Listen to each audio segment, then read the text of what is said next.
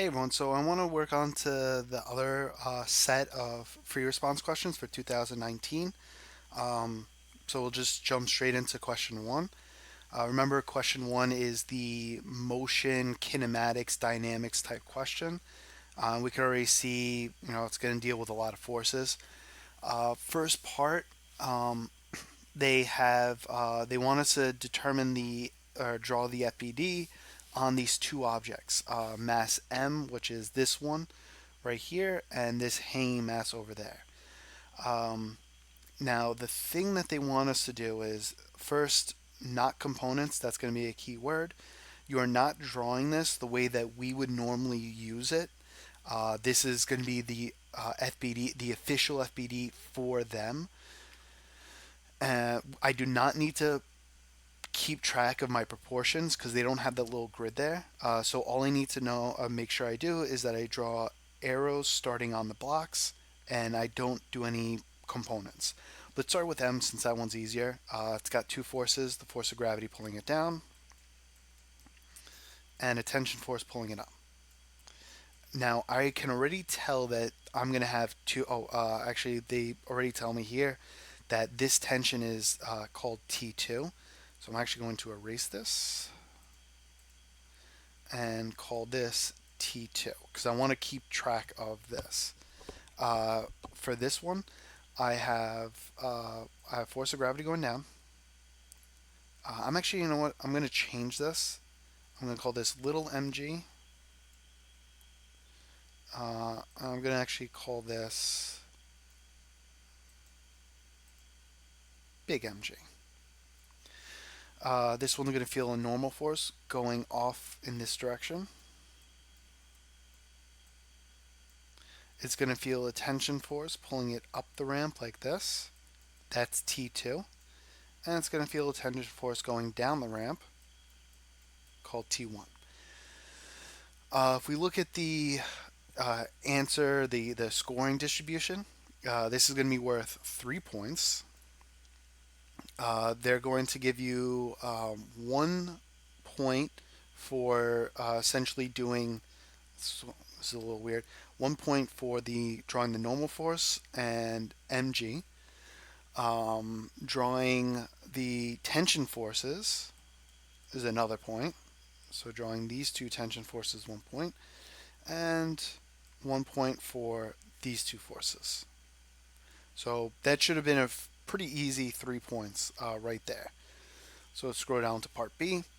They want us to derive an expression for these equations. So we're basically using the FPD that we got to figure out what T2 is using these equations and what mass M is.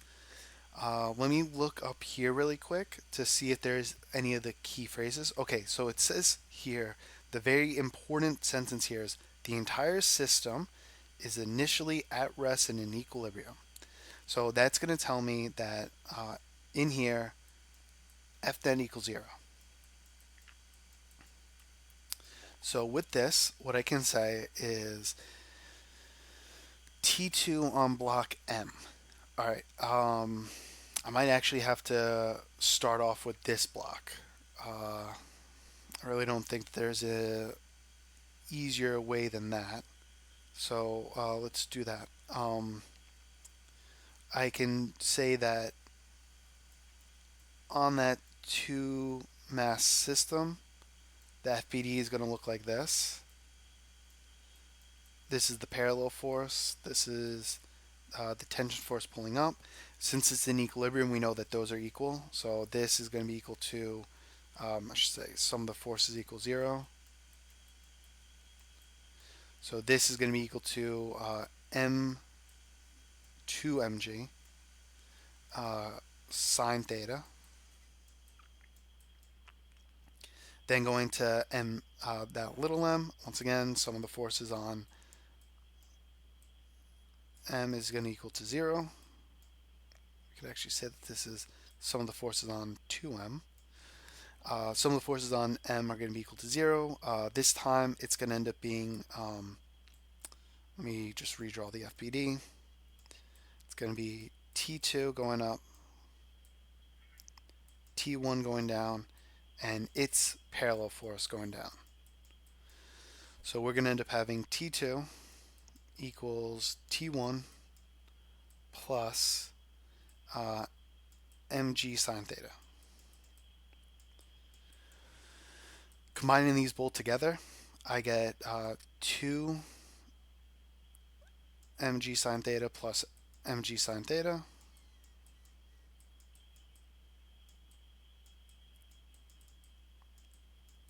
which means that T2 equals 3 mg sine theta. So despite the fact that this required a decent amount of setup, um, what I'm going to end up getting is only 2 points. So there was 1 point for this answer, um, and there was 1 point for, I guess, this entire setup. This right here. So we'll do 1 point for that. Now that I'm actually looking at it, I might have been able to get away with doing the entire system together. So T2 pulling up and the parallel force pulling down for the system that's coming here. This is going to be a system labeled 3M. So it would have been T2 equals 3 mg sine theta. So that probably would have been the much quicker way of doing this. But the key thing is that you had to make sure that you made these comments of sum of the force equals 0, leading to forces being equal in certain ways. All right. So down here, the other part is to find what the mass capital M is. That one is actually even easier. We know that the forces, again, the forces on capital M are going to be equal to 0. So that means that T2 has to be equal to mg. We already know that T2 is 3 little mg sine theta. There's a g on both sides, so it drops out. So we end up just getting that capital M is going to be equal to 3m sine theta. This one's really only 1 point. They just kind of want all this stuff, the work and the answer, but really it's the answer. Nothing crazy. There's a few different ways that you could have done this, but I think this is the easiest way of them all. All right, now let's go down to C. So C says that capital M is now changed so that it actually does cause the system to essentially move. It's going to go down to the ground while the objects are going up towards the pulley. And they want to know first what happens to T1. Does it increase, decrease, or stay the same? The very important terms to take away from this is that they want it immediately when the sphere touches the floor. So the sphere touches the floor. What this ends up meaning is that the objects are essentially going to be, they're no longer accelerating up. They're actually going to start, they're not going to be pulled upwards anymore. So what ends up happening is T1 is going to end up actually uh, decreasing and going all the way down to 0. So where is it? Drops to 0. There we go. The best way to explain it is that once the sphere touches the ground, the objects no longer slide. They're not sliding up caused by some force pulling up, but now they're kind of being, they're going to continue moving up because of their initial momentum. They were accelerated up, that acceleration stops. So the only forces acting on them are now going to be the force of gravity pulling them down, the component of gravity, sorry, the components of gravity that are pulling them down. And that's going to be the only force acting on them. So T1 ends up dropping to 0 because they no longer are moving together. They're actually accelerating together, but not, but only caused by the force due to gravity. It's a little bit weird to say, but that's essentially the idea: is that there's no longer force pulling them up. All right. So then part two is the velocity of block M up the ramp, down the ramp, or zero. Well, like I said, it's still going to be up the ramp. The all that happens is that the acceleration up the ramp has stopped, and now the acceleration has switched to going down the ramp. But the objects still have a velocity pulling them up. And back to here, what happens to the acceleration? It's going to be down the ramp now, because again, like I said, once this hits there, now the only thing that's going to happen is they're going to move. They're going to continue moving up, but the net force on them is going to be the components of gravity.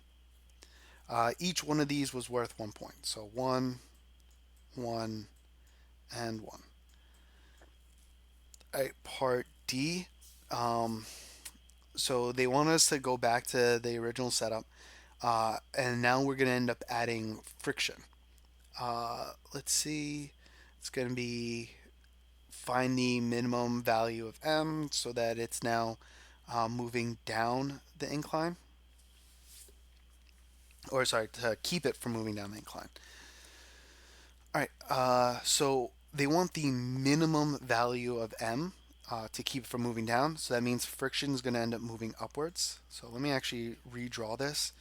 I think it might be easier to clean that diagram up.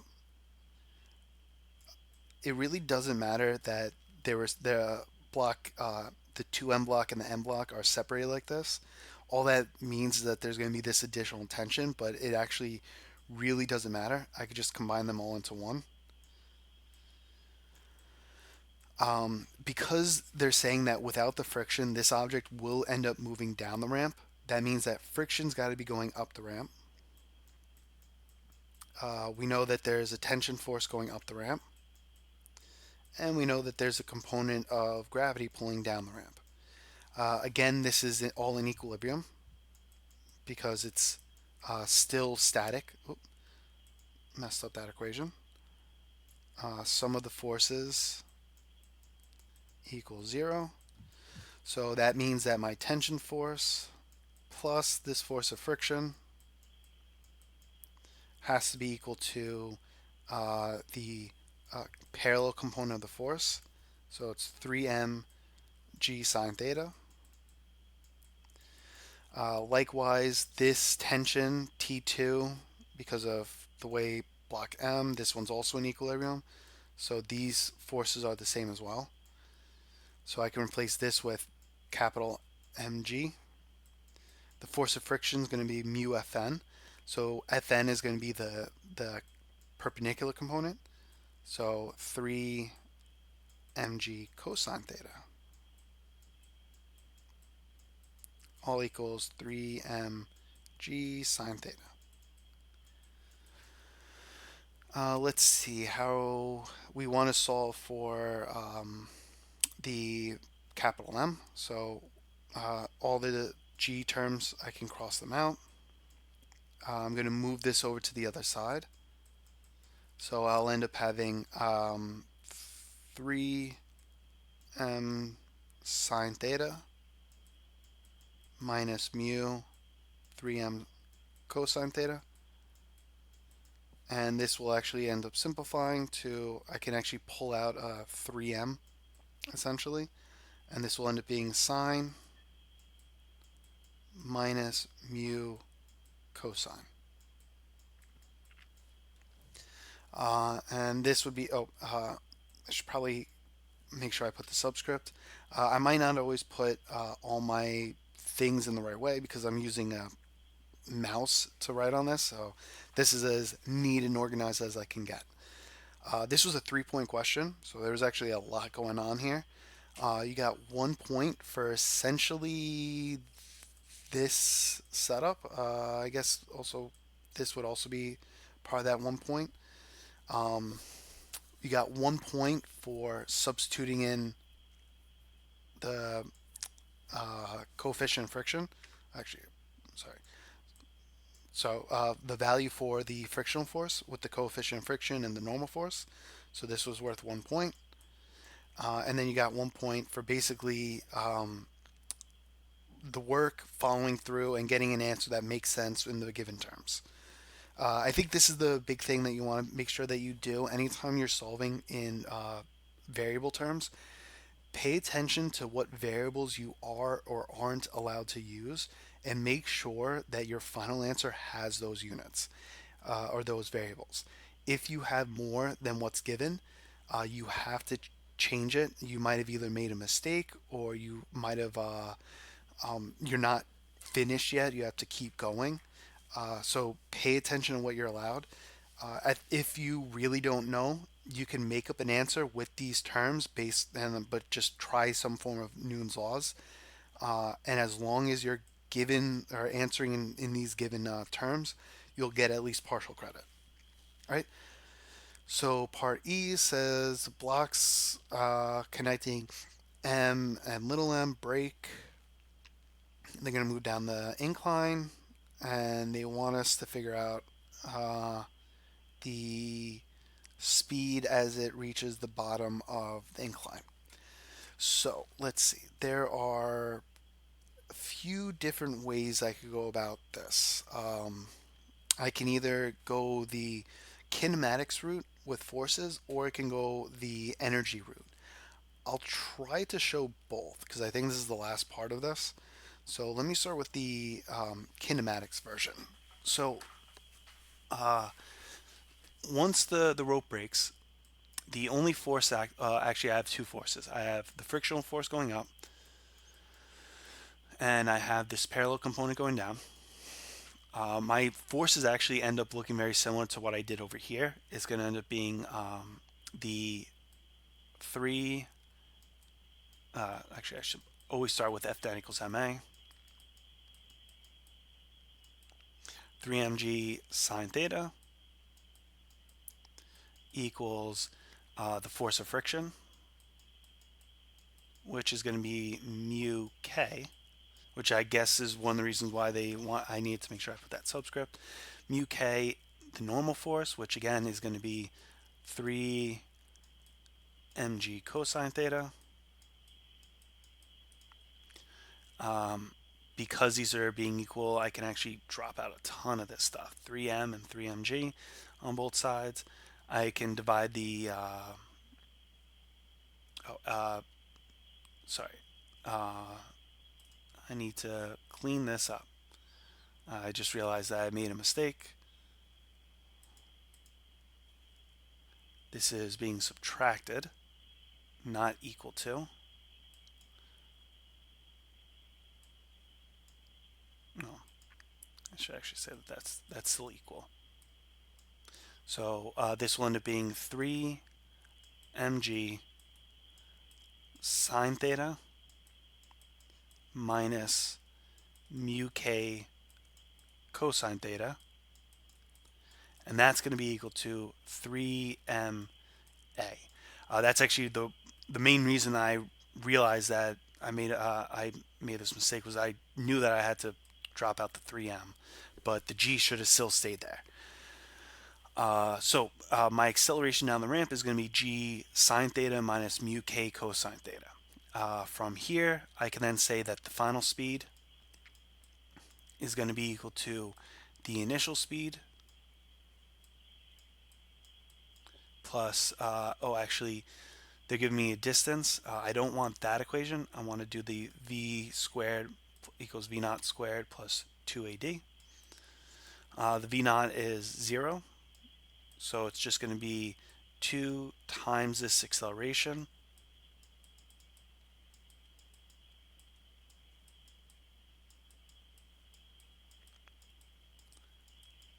times by d. So v is going to be equal to the square root of 2g d sine theta minus mu k cosine theta. So I know this is really messy and really hard to read, but that's it. Oh, yeah. So this was a 3 point question. If you went this route, you got 1 point for essentially doing Newton's laws to get the acceleration. So this entire section right here was 1 point. You had 1 point for using the timeless equation and 1 point for this. So now what I'm going to do is I'm going to actually do the energy version. So let me delete some room so that I can actually I'll write on this. All right, so the energy route. So what I can do is I can say that the potential energy that the object initially had, the gravitational potential energy it has, is going to be equal to the kinetic energy it has at the bottom plus some energy that ended up being lost through the system. So this will be Q lost. What this will end up being is the entire system. It's going to be 3mg times the height, which we'll find out later on, 1/2 3, oh, that's not a 3 m v squared plus the force of friction times by the distance. Now, it's probably worth noting that I might have to have split this up. It like I said, it doesn't really matter, um, but we might want to have actually wrote that this is, mu g of this mass plus mu g of this mass, and so on and so on. But this is what it actually ends up boiling down to. The key thing here was to realize that the energy lost is the work being done by friction. So that's why we're doing the force of friction times the distance. When we do this, we end up getting 3 mgh equals 1/2 3mv squared. Again, this is going to be, let me actually move all that work down here. So this is going to be the force of friction's the mu times 3 mg cosine theta times by the distance. See, I have a 3m in each term, 3m, 3m, 3m. I have no idea why this looks like a 3. That should be a 2. So now what I have, I can actually start, I'm looking for speed, so I can actually start moving stuff around. I can actually multiply the entire thing, 2gh minus 2 mu g cosine d equals v squared. Now you might be thinking this doesn't look exactly like what I had written before, and that's because of the fact of this h right here, this h term. So going back to this, because I'm looking at when this block hits the ground, the height is going to be based off of the 2m object. So I need to actually figure out what h is based off of the given information, the angle and this distance. So using my trig functions, I know sine theta is equal to h over d, opposite over hypotenuse. So h can be replaced with d sine theta. So putting that in, v squared is equal to 2g d sine theta minus 2 mu k g d cosine theta. I know this is really getting messy, but bear with me. I have a 2 in each term, I have a g in each term, and a d in each term that can be pulled out. So 2g d, and then I'd be left with a sine theta minus a mu k cosine theta. And since this was v squared, I just square root the final answer. And you'll notice that looks exactly what I got down here. So if you did the energy root, you would have gotten 1 point for essentially the conservation of energy equation. So it would have been straight to about, I guess, yeah, to about here. That would have been 1 point. You would have gotten 1 point for all this stuff and 1 point for this answer. So realistically, regardless of which method you use, it would have been pretty much the same difficulty. So it's basically whatever you felt was better. Right. If you have any questions, that's it for this question. I'll be doing the next one. So if you have any other questions, feel free to let me know. Otherwise, good luck and have a great day.